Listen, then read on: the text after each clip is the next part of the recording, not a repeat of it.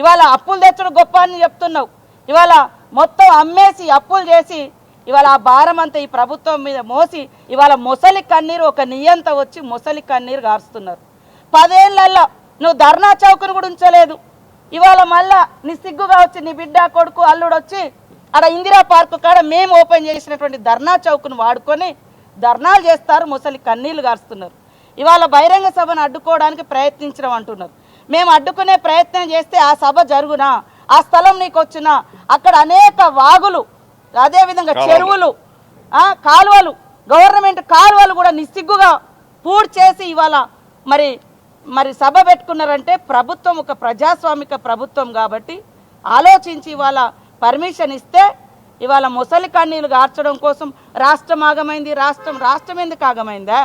నీ కుటుంబం అధికారం పోయింది కాబట్టి నువ్వు ఆగమైనటువంటి బాధలో నువ్వు ఉన్నావు.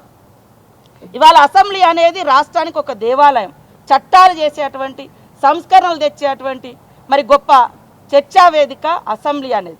కానీ ఈరోజు అసెంబ్లీని కూడా సొల్లు కబురు అన్నావంటే అంటే సొల్లు కబురు అన్నటువంటి ఈ మాజీ ముఖ్యమంత్రికి ఈ కేసీఆర్కు మళ్ళీ అసెంబ్లీలో అడుగుపెట్టే అర్హత ఉందా?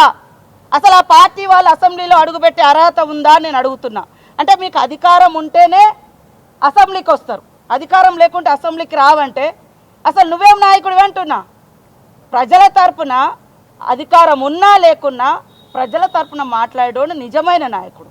నీకు అధికారం లేకుంటే అసెంబ్లీ సొల్లు కబుర్లాగా అంటే నీ కొడుకుని ఎందుకు పంపిస్తున్నావు, నీ అల్లుని ఎందుకు పంపిస్తున్నావు, మీ బచ్చగాళ్ళు అన్నావు కదా బచ్చగాళ్ళని ఎందుకు పంపిస్తున్నావు? అందరినీ ఫామ్ హౌస్లో పెట్టుకొని అక్కడ ట్రైనింగ్ ఇచ్చుకోండి, అది బాగుంటుంది. కాబట్టి ఈరోజు కేసీఆర్ బాధ అంతా అధికారం పోయిందని తప్ప నిజంగా ఒక్కటంటే ఒక్కటి ఈ రాష్ట్రానికి ఉపయోగపడేది కానీ వాస్తవాలు కానీ ఆయన మాట్లాడలేకపోయిండు.